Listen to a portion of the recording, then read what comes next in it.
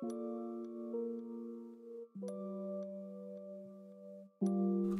You can play whenever you're good. Is it recording now? Yeah.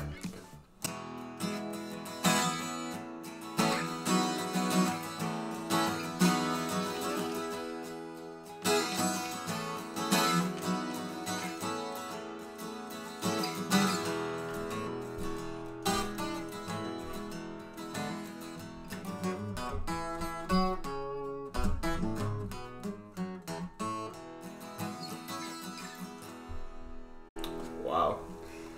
All right. You already know what time it is. So this week, I got to sit down with Jacob Harries, and I am very excited because Jacob and I have known each other since 2005.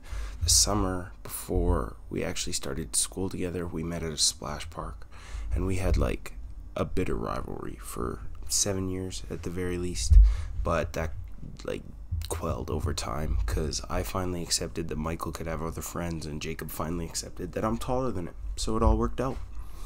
Jacob really is one of the most hardworking people I know. Seriously, he was never a fan of school, but he was a war buff, so he always did really well in social studies, and then he worked consistently throughout our grade 12 year to get to Ottawa. His summer this summer is being spent preparing for an upcoming professional rugby tryout, which is nuts, and constantly working on improving himself mentally, but we talked about how constant that actual improvement is during the episode. On the more realistic side of things, he's one of the most uplifting, genuine, explorative people I know. He's adamant that he's just going to disappear for 2 years after school and see the world, so he's also the type of guy that's going to add on to your joke and have a room roaring with laughter, but deep down, he knows he's the type of guy to put a frozen pizza in the oven with plastic still on and no pan underneath. You had to be there. I'm sorry. Although he's young, Jacob has some wisdom that was once rare for him, but now it's commonplace. At a function, he's gonna find the nearest guitar available, he's gonna make you listen to him, but you're gonna be glad you did. And above all, he's one of my 7 brothers by everything but blood, and I love him dearly. So Jacob, thank you from me, Cale and Evan, for taking the time to sit down and share some of those thoughts with me in the world. Take it easy, and I hope you guys enjoy the conversation. All right, so welcome back. This is, honestly, I don't even know if it's going to be episode 2 or 3 of What Makes You Happy, because Cale said he's going to be interviewing Riley this weekend too. But I'm here, I'm in Jacob's basement with the man, Jacob Harries. I'm going to get him to introduce himself in a minute, but just a little background. We've known each other since we were very little. 2004, 2005, I've been in school with Jacob since kindergarten, so yeah, tell them a little bit about yourself, brother. Well, my name's Jacob. Pretty much born and raised in Calgary. Lived in this house for most of my life. I guess Keaton and I have gone to school since kindergarten together. I guess elementary school, junior high, high school, and now we go to different schools. Sports have always been a big part of my life. Played soccer up until I switched to rugby. I was a little bit better at rugby, so I stopped playing soccer. Now I'm playing for University of Ottawa, and a lot of my free time goes into getting ready for that. Music is also a huge part of my life. Always listening to music and playing music and trying to figure new stuff out there. I'm taking history and political science in school. And I guess my plans for after school would be to try and get in with an NGO or something like that and just take off, travel for a couple of years. Yeah, fair enough. See what happens after that. So when it comes to the move to Ottawa, starting to play rugby at that level, did you find yourself struggling with the difference in the intensity when it comes to the workouts and the commitments versus just club high school rugby when you were in Calgary? Big time. I guess this summer before I went to school, I played my first kind of real season of men's rugby. So, a bunch of dads and stuff like that. And, and it was definitely harder from coming up from U18 or even U20, and high school rugby was It's just, not quite the same level as even that club. But yeah, I mean, the dedication that it requires, just the time out of your day to eat enough food or to stretch enough or to work out, and it takes an immense amount of time. Yep. Yeah, and the competition's much harder. But it keeps you honest. Was it like the competition difference? Was it a noticeable gap in athleticism, or was it just because they were bigger? Like both. I guess the biggest thing I noticed was you're kind of right when I got there. I was 18, still in a boy's body, and I look at these guys and they're like their peak athletic performance. Yeah. 25. They've been at this for 5-6 years. Some of them longer. These grown men, but they haven't they're still just as fast as they're ever going to be. Exactly. It's not like playing against dads. Like dads and 40-year-olds are strong when you play men's league, but it's just not the same kind of drive that these guys have. Yeah. So we're going to get into the 3 questions for what makes you happy, but we're going to come back to these sports because that's just a huge part of who you are. The first one, when it comes to your physical, emotional, mental, and if you're practicing of a religion, your spiritual health, what makes you happy, just in general? Well, staying active is probably the biggest thing. Yeah. I notice if I spend a day inside, or even, I guess when you start doing exams. Okay. That's probably when most people get most unhappy our age. But it's not the exams, it's just the staying inside. Right. And you don't have time to go out or work out or go for a walk. So what keeps me happy, I think, is always having something to do. Yes. And something to look forward to coming up. We've had a lot of guest speakers with this rugby team, and one mental performance person gave a good tip of kind of like small successes, like small victories. And it's not always about the biggest, the championship. You win the championship, and if you don't do that, you won't be happy. But it's every day. Count the victories you make. Maybe you got to work out and that's enough of a victory, or you saw somebody you wanted to see, or you had a good conversation. All small victories. Right. And these small victories, like, you're building to something greater, obviously, but it's not like if you're taking every day, one day at a time, and a small victory at a time, like, when those victories don't happen, it's not going to crumble you, right? No, because you got other victories. Exactly. Yeah. Okay. I like that a lot. So you're talking about how sports keeps you zoned in physically. Have you noticed any experiences with yourself, like when you're working out, is there not a runner's high, because we're not usually running, I'm fat, but an endorphin high with the workouts that helps your clarity of your mind, helps you think? Or is it more of a physical thing for you? It genuinely makes you feel physically better, and that's the main driver, or somewhere in the middle even? Yeah, well, I would say anybody who does a lot of exercise will know you have your good days and bad days in the gym. Say maybe you didn't hit the weight you wanted to hit. That pisses you off. That makes me very angry. Yeah, bro. Frustrated. And, yeah, bro. That's a failure in my mind. But then the victory is that you've made it to the gym. Exactly. So I guess it's both. Sometimes you get the endorphins when it's a good session. Especially I like working out with people, and everybody kind of works off each other's energy, and that really kind of feeds the positive mood. I guess physically it's kind of look good, feel good. Right, exactly. And people think it's a cliche, but like genuinely, it's really hard to build your own confidence when you don't feel comfortable in your body. So like nobody's saying you got to be yoked. No. But we're saying whenever you start feeling good because you're working hard enough, then maintain. Or are you constantly striving to get better every single day? I'm always trying to get better. But it seems like sometimes I have to be trying to get better in order to maintain. Right. And I'm not going to lie to you, from my experience, Jacob, I do think you're a very harsh critic on yourself. And I don't think that's a bad thing. Sure. Because on a daily basis, when we are in the gym working, it's very easy to see that you're driving for something greater because you've seen, like you said, these men at the peak of their physical abilities, and it's like, I want to get there. Why would I not want to get there? Because living sedentary isn't the right thing to do in our eyes, you know? Yeah. But you're going through a workout and you fail a rep, and like I can see like your eyes drop and your mood drop because, like you said, to you that's a failure. But I think you really do need to look at what you've done for yourself since we've left high school, because you're right, we all left high school and we were in boys' bodies, and there's some people that we've spent our entire lives with who are still there, right? But I don't know, man, like, as me coming from somebody who was in a collegiate basketball program, the fact that I can have somebody to look up to in my friend group, with the friends that we have, when it comes to the physical and the exertion and just working until you can't work any harder, you've done very well for yourself, bro. I appreciate that.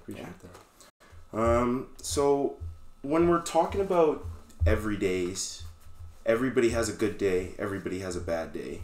But when you're encountering like the worst days, you know, you wake up and the coffee doesn't taste right, and then you get to work and the first thing you do, you put your coffee on the table and it spills all over your desk.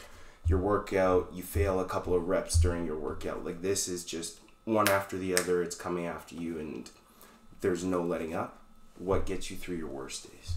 I used to had a good conversation with my old roommate about this, and his kind of philosophy that he's that's rubbed off on me is you just gotta laugh it off. Fair. Shit happens. Whoa, man! You just ran through a big pile of dog shit. It happens. Right. You know, bad days happen, and good days aren't good. Like, there's no light without the dark. Exactly. That's kind of pretty cliche, but yeah, you know, you have a bad day, and you know, maybe a week later, once you get that really good day, you can look back on how shitty last Wednesday was, and it just gets that much better. So, you know, I usually try and, if it's that bad, things are going that wrong, a walk really helps me every time. I go for a walk, just try and find a wooded area, listen to the birds, and that really kind of brings me back down to earth and just reminds me that really it doesn't matter. Right. And do you think that grounding on that walk, bringing you back to the present moment, do you find yourself trying to live in that moment a lot? Because you were talking about how you like to stay busy earlier, and like we all know, you schedule yourself every hour of the day. Like, if you can see a different person, 5 different people in a day, you will, as long as it works, because you like staying busy. Do you think like that act of consistently being busy, is it keeping you from staying in the present moment? Or do you find yourself reminding yourself, hey, even though I'm going through 100 things in a day, I'm still right here. My name's Jacob Harries, and I have 10 toes on the ground. It is something I have to remind myself of very frequently. Yeah. Because I oftentimes, you know, we went camping and last weekend, and it was, you know, our friend group, we don't get to see each other nearly as much anymore, so that annual camping trip is really special. And there was a kind of a moment when I was down at the river just washing my feet off or something, and I kind of had to like take it all in that this is, you know, happening now. Right. I was thinking about something, you know, going on next week, starting work or something, but you know, this is happening now. These people are here. You know, this is where I'm at. So I find myself doing that as frequently as I can to stay present. Right. But it's not natural. No, and I agree with you 100%. It's so hard to stay focused on where you are at the moment, because like just the way the world is right now, we got 100 million things going on, and you can be worrying about them or you don't have to. So it's just not taking that time to worry, laugh it off, and let them go. Yeah. All right, brother. So what do you think about life in general? When it comes to, think about the last 6 months versus your upcoming 6 months, if you had like a plan. Are you terrified for anything coming in the future? Are you beyond thankful for anything that's happened in the past? How's life for you right now? It's good. It's good. I just I switched my living accommodations. Okay. I was living with very good friend of mine, Milan, out in Ottawa. Just the two of us for the past year throughout this COVID thing. Mm-hmm. And, you know, we got really close, but it was hard, you know. I need social stimulation. I agree. And to live with one other guy who's sometimes introverted, it was difficult. So I've moved into this rugby house, and there's 6 other guys in there, and we're having people over all the time. Yeah. So overall, I think the last 6 months have been very good, and I've learned a lot. Okay. How to, you know, just be with myself a lot, and I made a lot of physical gains, which is nice to see, even though we haven't, you know, been playing rugby. Mm-hmm. The coming 6 months are a little scary. I'm starting my first full-time job, but I'm gonna have to do that while I'm a full-time student, because I have to be a full-time student if I want to play on this rugby team. Exactly. So these, you know, the 3 things plus living in a busy house, it's gonna be a big challenge for me. Right.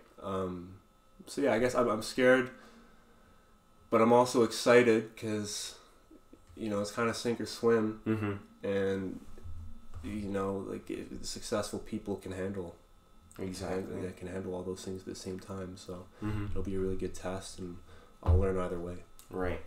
So going back to what you said about the coronavirus, like, what changed the most for you being such an extroverted person? Did you feel like your days you were just drained of energy because you didn't get to outlet how you normally would, just talking to people on an everyday basis? Or was it the lack of access to the facilities, to the actual playing of the rugby? You know, what was it for you that was like, holy man, life is different right now? All of the above. Online school was one of the biggest ones, though, I have to say. Yeah. I don't really like... Okay, I shouldn't say I don't like school. School! Bullshit! There's parts of school I really enjoy and parts that I don't really enjoy. Mm-hmm. One part I enjoy is going to class. Exactly. And seeing people. Yep. You know, reading my stuff, or doing the readings in between classes, and then, you know, I have an hour to do this, so I'll just get it done now. So what I didn't like about this whole COVID thing was too much time on your hands, and then nothing gets done. Right. So do you feel, because in my experience, obviously chronologically we are a year older, and you've talked about your physical gains, and I want to break apart like the mental strides you've made, but do you feel as though you've aged physically, but you lost 18 months of your life? No, I don't feel like I lost 18 months. Okay. Sure, I definitely aged physically, but I don't think I lost. I changed. Yes. Maybe a little bit. I suppose we'll see if I switch back once we start, you know, being able to go outside again. But no, I wouldn't say lost. Yeah. Okay, so you said you've grown in these last 6 months. How have you been changing what you're consuming mentally, physically on a daily basis that's like foregone these changes? Has there been stuff you're reading, stuff you're watching? You've changed the way you're eating, you know, that's helped you through this growth process that you feel you've seen in the last 18 months? Yeah. Okay, well, I probably don't read enough. I don't think anybody reads enough, bro, to be honest. True. Everybody who says they read, it's like, yeah, I read a book a week. There's a book on your toilet that you might flip through for 10 minutes a day. You know what I'm saying? Yeah. I probably read like a book every year or two, kind of thing. He's an honest guy, man. He's gonna tell it to you straight. I'm not gonna lie to your face, but that's okay, bro. Yeah, but I think I wouldn't say meditation is the right word. I kind of tried doing a little bit of that, and I just fell asleep every time. It just wasn't for you. No, I'm just too tired all the time. I think, I guess my form of meditation is going for a walk, and that's when thoughts just come out in their rawest form. Right. And things start to really make sense. So, I guess I was able to kind of conceptualize where my life might go if I start making different decisions. Okay. And, you know, it's kind of a balance between taking things too seriously and not serious enough. Turn it up. Right. So I've kind of had this motto of just kind of taking it as it comes, and whatever happens. And I still keep that pretty close to heart, except now I've got more of a plan. Exactly. And of course plans change, but it's good to have at least something you can kind of strive towards. Exactly. And that just brings me comfort, if anything else. Okay. And would you say it's just comfort, or would you say like it provides you a hope? Because it's like whatever that point is that you're going towards, at least you can see it. Like, that's where I want to be in 5 years. So yeah. The hardest things that you're getting through right now, it's like, this is nothing in the grand scheme of things, because I know where I want to be. Yeah, I mean, so I know where I want to be, and I've got these certain things that I need to get done in order to get there. I guess kind of forgot the question. No, it's okay. Honestly, we could just move on, because I also forgot the question. Look at these idiots. I want to talk about your big boy job that you got coming up. So, are you looking forward to the first like real full-time work that you're working as an opportunity for responsibility, as an opportunity for rigidity in a schedule, or are you less inclined towards it because you have been such a free human being for however long that I've known you? I guess I'm looking forward to it because I don't have to stress about having money anymore. So that's going to be awesome. And I'm looking forward to it because it'll give me some of these skills that will help me be more attractive for positions that I might want to get later on down the line. Right. And because it is the job, it'll be with Service Canada, and it'll just be an opportunity to help people, which makes most people feel good, I'd imagine. Right. I guess what I'm not looking forward to is, like having 8 less hours in a day to do things. Okay. And do you, because you're going to enjoy helping people, do you see it as not a loss of 8 hours, but it's like, it's focused on this work for Canadians, so I am helping people, that's great, but it's just like you feel as though there's better uses of your time right now? No, it had to happen eventually. Exactly. I wouldn't say there's better uses. It's just the way it is. Yeah. You know? Just life comes, and eventually we have to stop having as much fun as possible all the time, and sometimes got to grow up a little bit. Yeah, and it was a really good opportunity, and sometimes when good opportunities come, you just kind of got to do the opportunity. Yeah. So, what has been the biggest change for you moving from Calgary, which we were born and raised in, to Ottawa? I'm going to try and be polite. While being honest. The people and the culture are very different. Okay. So are we leaning towards one preferred over the other, or just different? I won't say that. Okay. In case my friends from either side listening to this, I guess you go to university, and all my best friends. Don't get me wrong. I've made some great friends, lifelong friends. I'm sure so far in university. And I've had great experiences with them. But my best friends are here. Calgary 1, Ottawa 0. And when I come home, I get to see like my best friends. Right. And so I guess the biggest difference is kind of... It's tough socially sometimes because you see these people get so tight. Right. And I don't understand how you could be so close with people who you've known for... 2-3 years, right? And it just seems like out there, maybe it's at every university, maybe it's just Ontario, maybe it's even just Ottawa, but it seems like a lot of people don't have the same like lifelong friendships that we have back here. No, and I agree with you. Like, all the people I talk to, when I say it's like, I've known Irfan and Jacob since we were in kindergarten, I've known Michael since we were in the first grade, and then picked up 3 or 4 between grades 4 to 7, and we've been friends ever since. They're like, I don't even talk to people I went to kindergarten with. And what blows my mind is that while we were all raised in Calgary, every single one of our homes is completely different. Oh, yeah. You know what I'm saying?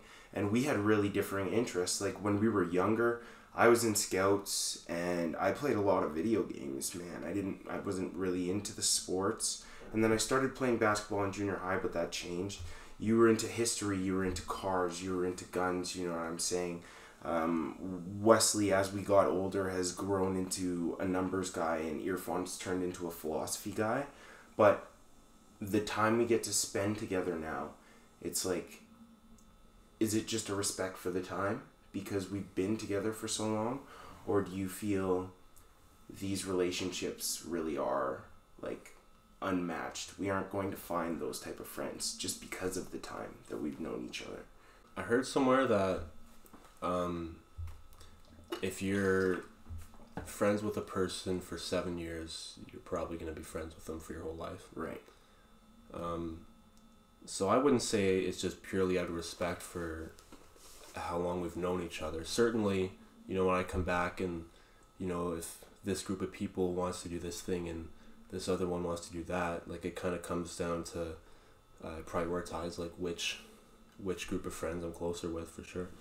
Calgary 2, Ottawa 0. But I think for me, it's a comfort thing. Right. You know, like it's nice to feel comfortable. And being unapologetically yourself. Yeah. And there's no fear of judgment. Yeah. And I can't, a lot of people I don't think have the opportunity to do that. No. And then I think it's like a big cause of stress for a lot of people today. So it's just like a huge, like a decompression to come and just not have to, not like I'm putting on a show for these other newer friends that I've made, but it's like I really don't have to hide anything. I can just purely be myself, doesn't matter how stupid or exactly whatever. Because at the end of the day, I don't know, I don't mean to speak for you, but in my experience, it's like he makes a mistake, he says something dumb, oh well, because at the end of the day, I've done the same thing, but these people have been here for so long, and we have been through so many like core memories together. You know, Michael lost his father very, very early, and we were his friends then, and we're still here now. You know what I'm saying? And I think those kinds of bonds, sure, like 7 years could be a mark, but I really just think it is, man. Like, we looked out for each other. You and I didn't get along for the longest time, and Irfan either. Like, we kept butting heads. Height was always an issue, man. Like, we just argued over nothing because we were kids. But at the end of the day, the people who show up are the ones that we continue to show up for. And regardless that you're 2 hours late for everything, you still fucking show up, right? So 1 hour.